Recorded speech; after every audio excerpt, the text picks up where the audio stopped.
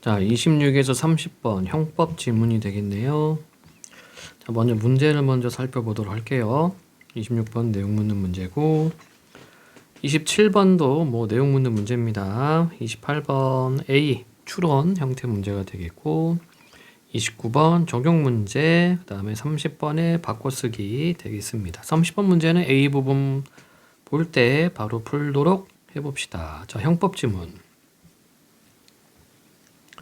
형법은요, 미리 좀 얘기하자면, 형법은 형사소송법의 준말입니다. 형사소송법 준말이고, 그래서 줄여서 형법이라고 하고요. 얘는 이제 범법을 했을 때, 위법적인 행위를 했을 때 이제 처벌을 받습니다. 처벌받음. 법을 어겼을 때 뭔가 벌금을 내거나 뭐 몇 년형 이렇게 나오는 거예요.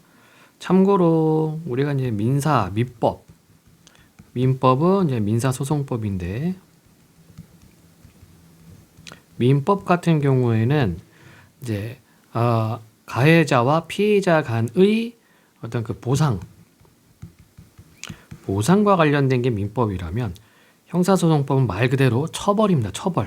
처벌을 어떻게 할 것인가, 이거에 대한 법이 형법입니다. 자, 그럼 보면 형법은 범죄와 형벌에 관한 법규범이다. 개념 나와 있죠. 방금 얘기한 겁니다. 범죄가 성립하려면 어떤 행위가 범죄의 구성 요건에 해당하고 위법하며 행위자의 책임이 인정돼야 한다. 자, 세 가지 요건이죠. 세 가지 요건이 있어야 됩니다. 그래서 범죄 구성 요건에 해당하고 위법해야 되고 책임이 인정돼야 된다. 그러면 그게 바로 뭐다?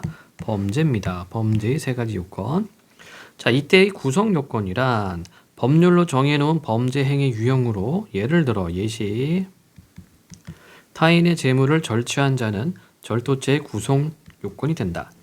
구성 요건에 해당하는 행위이더라도 정당방위와 같이 위법하지 않은 경우도 있을 수 있으므로 위법한 행위인 경우에만 이를 불법이라고 부른다. 자, 뭐뭐라고 부르다. 자, 이때 부르다는 지칭이 되겠죠. 자, 그럼 30번 A와 가장 유사한 것은 그를 천재라고 불렀다. 자, 이게 지칭이죠. 답 1번이 되겠네요. 선행은 또 다른 선행을 부른다. 자, 이건 지칭이 아니라 또 인과라네. 앞선 선행이 다른 선행을 불러일으키는 거고, 택시를 부르다, 값을 싸게 부르다, 친구를 부르다. 자, 따라서 뭔가를, 개념을, 용어를 지칭하는 것은 1번.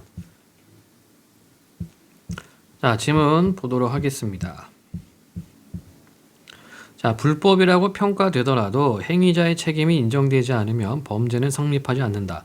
자신의 행위에 대하여 옳고 그름을 판단하고 그 판단에 따라서 행위를 할 수 있는 책임 능력이 있음에도 불법을 저질렀을 때만 행위자의 책임이 인정된다. 즉, 3살짜리 아이의 행위는 불법하다 하더라도 범죄라고 할 수 없는 것이다. 그래서 첫 번째 단락은 구성 요건이 되겠습니다. 범죄의 구성 요건으로서, 자, 그래서 위법해야 되고요. 책임이 인정해야 되고, 그렇죠? 그다음에 하나 빼먹었네요. 앞에 행위가 있어야 됩니다. 그래서 행위가 있어야 되고, 그 행위가 위법해야 되고, 그 행위를 했던 사람이 책임을 인정할 때, 이때 범죄가 된다. 형벌은 국가가 개인의 자유, 재산, 생명을 제한하는 가장 강력한 제재이기 때문에 형벌을 부과하는 것은 엄격한 기준에 따라 이루어져야 한다. 이러한 점에서 행위자에게 책임이 없으면 형벌을 부과할 수 없고, 형벌을 부과하는 경우에도 책임의 한도를 넘지 못한다는 원칙인 책임주의는 형법의 기본 원리가 된다. 자, 책임주의. 이는 불법의 크기와 행위자의 책임 정도에 따라 형벌에 비례해야 한다는 적정성 원칙과 행위자가 행한 불법을 이중평가해서는 안 된다는 이중평가 금지 원칙과도 관련된다. 이를 고려해 범죄가 성립되었다고 하더라도 행위자에게 과도하게 형벌을 부과하지 않는다. 자, 그래서 이 단락은 형벌에 대한 개념이 나타나 있었고요. 그 다음에 책임주의 안에 적정성 원칙과 이중평가 금지 원칙이 있었습니다. 자, 다음 단락이고요. 형법에서는 한 사람이 저지른 죄의 수가 몇 개인지를 판단할 때 죄의 수가 하나인 것을 일죄라고 하고 죄의 수가 여러 개인 것을 수죄라고 한다. 이때 수는 여러 수.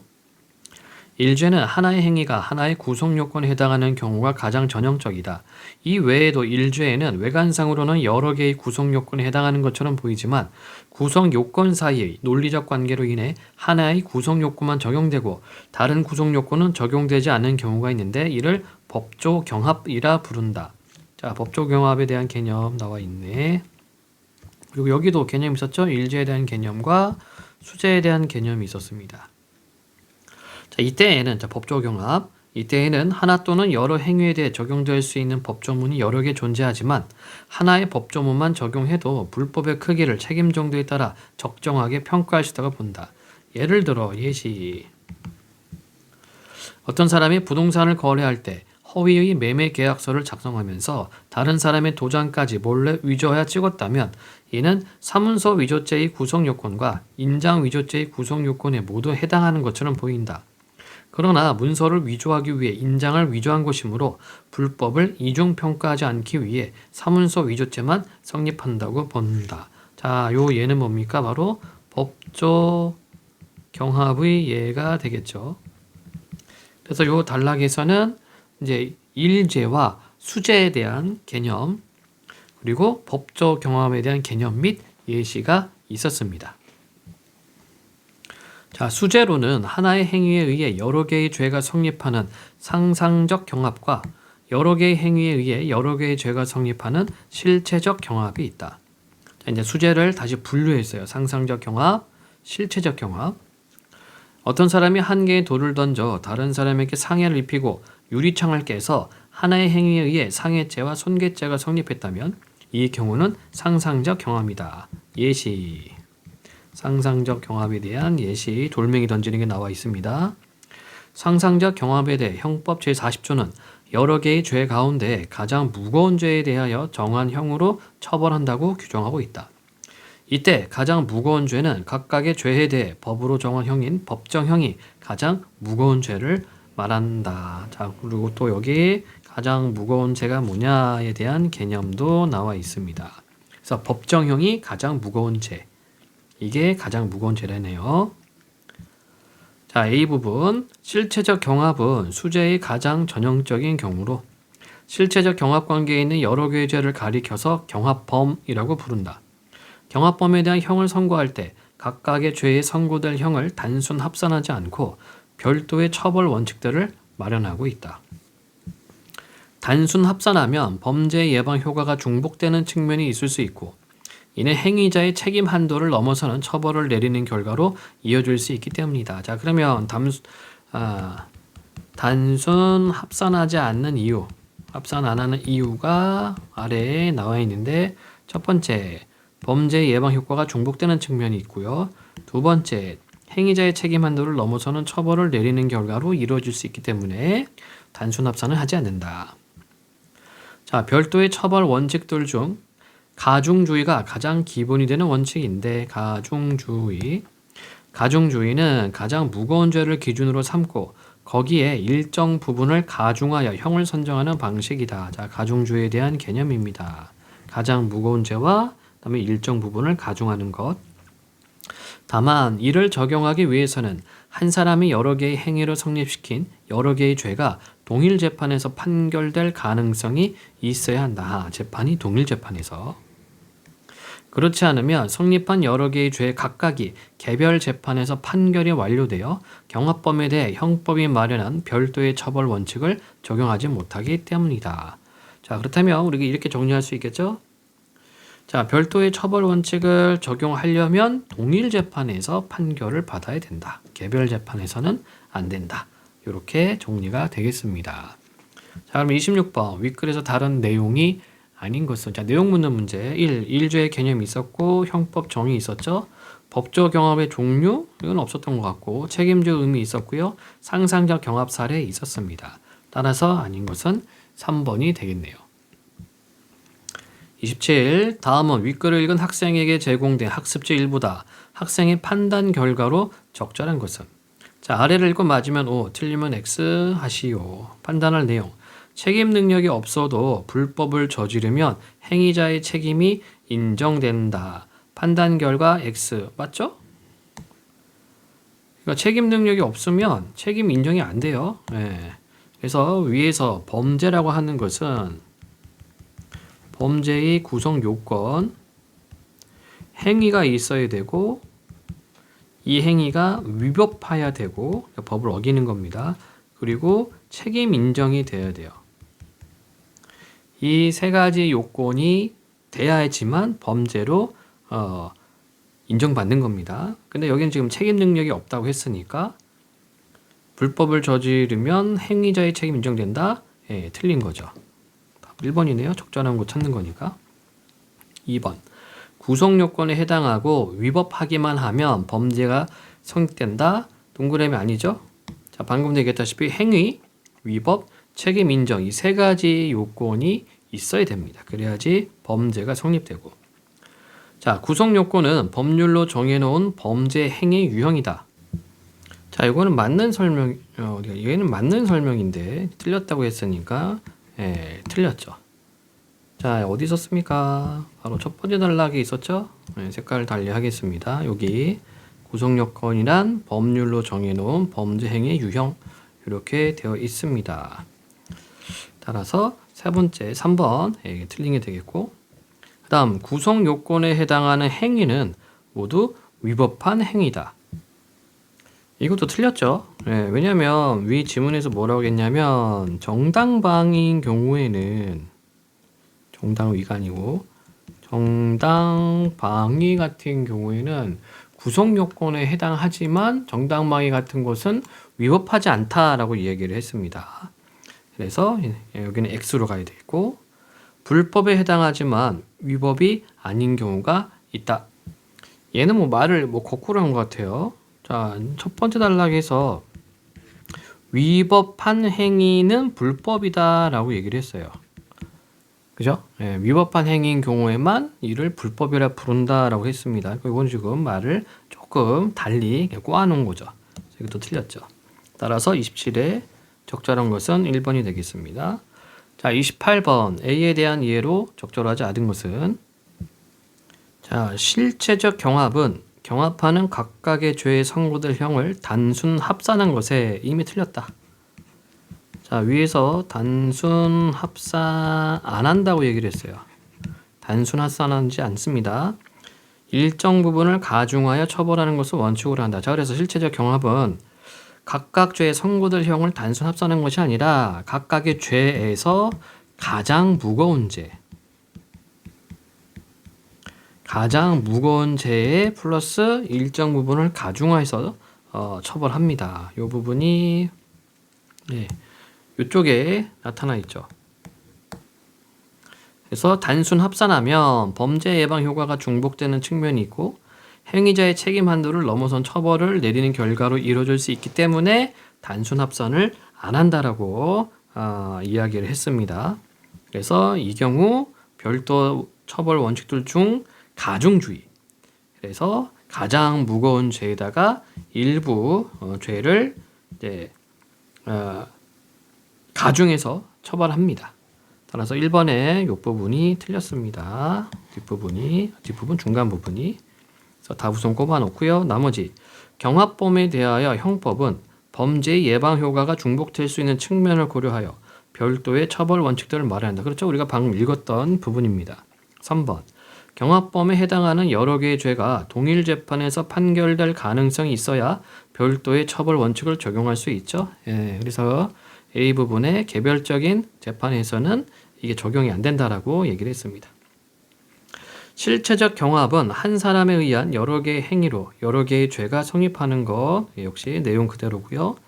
경합법은 실체적 경합 관계에 있는 여러 개의 죄를 가리킵니다. 자, 따라서 적절하지 않은 것은 1번. 자, 29번. 윗글을 참고할 때 보기에 대한 학생의 반응으로 적절하지 않은 것은, 자, 여기는 지금 선지가 끊어져 있기 때문에 1, 2, 3, 4, 5 자, 가를 보고서 1, 2, 3번 제껴볼 수 있겠습니다. A씨는 타인이 분실한 신용카드를 습득한 후 자신의 식대를 계산할 때 사용하며 매출 전폐 허위로 서명하였다. 검사는 A씨가 타인의 신용카드를 부정 사용했을 뿐만 아니라 매출 전표를 위조했다고 주장하며 신용카드 부정 사용죄와 사문서 위조죄로 기소하였고 법원은 신용카드 부정 사용죄만이 성립한다고 판결하였다. 자, 이런 경우는 어때요? 이 검사는 이 A씨를 수재로 보는 거죠. 그쵸? 죄를 여러 개 저질렀다라고 본 겁니다. 그래서 신용카드 부정 사용죄, 사문서 위조죄로 기소를 했는데 법원에서는 하나만 봤어요. 그쵸? 하나만 봤다는 것은 법조 경합으로 봤다는 얘기입니다. 그래서 이렇게 좀 차이가 있죠. 검사와 법원의 차이. 자, 그럼 1번. 가에서 검사는 A씨가 여러 개의 구성 요건에 해당하는 행위를 했다고 보고 이게 이제 수재, 신용카드 부정 사용죄와 사문서 위조죄로 기소한 것이겠고 그렇고 두 번째. 가에서 법원은 A씨가 타인의 신용카드를 사용한 것과 매출 전표에 서명한 것을 평가할 때 신용카드 부정 사용죄와 사문서 위조죄가 법조 경합 관계에 있다고 봤죠. 아까 설명한 부분입니다. 세 번째. 가에서 법원은 신용카드 부정 사용죄와 사문서 위조죄의 구성 요건 간의 논리적 관계를 판단하여 A씨에게 신용카드 부정 사용죄만 적용해도 불법의 크기를 책임 정도에 따라 적정하게 평가하시다 본 것이겠군. 이게 바로 법조 경합의 내용입니다. 자, 이렇게 놓고 보니까 1번, 2번, 3번은 다 맞는 설명이 되겠습니다. 자, 그러면 이제 나를 봐야 되겠죠. B씨는 C 기관을 비방할 목적으로 신문에 C 기관에 대한 허위 사실을 담은 내용의 광고를 실었다. 검사는 B씨를 출판물에 의한 명예훼손죄와 업무방해죄로 기소하였다. 법원은 두 가지 죄가 모두 성립한다고 보고 자, 그러면 여기서 검사는 수재로 봤고요. 법원도 마찬가지 수재로 봤네. 출판물에 의한 명예훼손죄에 대하여 정한 형으로 처벌한다고 판결하였다. 자, 그런데 이제 수재인데 법원에서의 어떤 판결은 어떻게 나왔어요? 상상적 경합으로 본 거죠. 상상적 경합. 자, 요 내용이 어디 있었습니까? 바로 여기 있습니다. 색깔을 좀 달리해서 보도록 할게요. 수재는 하나의 행위에 의해 여러 개의 죄가 성립하는 상상적 경합과 여러 개의 행위에 의해 여러 개의 죄가 성립하는 실체적 경험이 있다. 자, 수재를 분류를 했죠. 자, 그런데 나에서 법원은 두 가지 죄가 모두 성립한다고 보고 이제 수재로 본 겁니다. 출판물에 의한 명예훼손죄에 대하여 정한 형으로 처벌한다고 판결. 이것은 이제 상상적 결합이죠. 그래서 상상적 경합을 보면 자, 상상적 경합에 대한 형법 제40조는 여러 개의 죄 가운데 가장 무거운 죄에 대하여 정한 형으로 처벌한다고 규정한다. 이렇게 되어 있죠. 그래서 이걸 통해서 우리가 이제 확인할 수 있는 것은 뭐냐면 명예훼손죄랑 그다음에 업무방해죄 이 중에서 명예훼손죄가 더 무겁다는 얘기예요. 죄가. 그래서 법원이 이 B씨에 대해서 수재라고 봤고 상상적 경합을 통해서 명예훼손죄로 처벌을 한다는 얘기입니다. 자, 그러면 4번. 나에서 법원은 B씨의 범죄가 수재라고 보고 맞고요. 법정형이 가장 무거운 죄인 출판물에 의한 명예훼손죄에 대하여 정한 형으로 처벌한 것이겠고 맞죠? 바로 수재 중에서 상상적 경합, 상상적 경합으로 판결을 내린 겁니다. 자, 5번. 나에서 법원은 B씨가 출판물에 의한 명예훼손죄와 업무방해죄가 성립하는 두 개의 행위를 했다고 보았지만 불법을 이중평가하지 않기 위해 하나의 죄로만 처벌한 것이겠군. 자, 여기가 틀렸죠. 근데 보자. 두 개의 행위를 했다가 아닙니다. 왜냐하면 법원은 이제 상상적 경합으로 봤어요. 상상적 경합으로 봤고 자, 위 본문에서 상상적 경합은 뭐였습니까? 하나의 행위에 의해 여러 개의 죄가 성립하는 상상적 경합이었어요. 근데 지금 선지 5분에서는 두 개의 행위라고 했기 때문에 틀렸다. 다시 한번 얘기하지만 나에서 법원은 이것을 수재인데 상상적 경합으로 본 것입니다. 상상적 경합은 본문에서 얘기한 것처럼 하나의 행위에 의해 여러 개의 죄가 성립하는 겁니다. 때문에 선지 5번에 두 개의 행위를 했다고 보았다 자체가 틀렸습니다. 따라서 적절하지 않은 것은 5번이 되겠네요. 자, 이렇게 해서 형법 지문 분석 및 문제 설명을 문제풀이를 진행을 했습니다. 자, 설명 마치도록 합니다.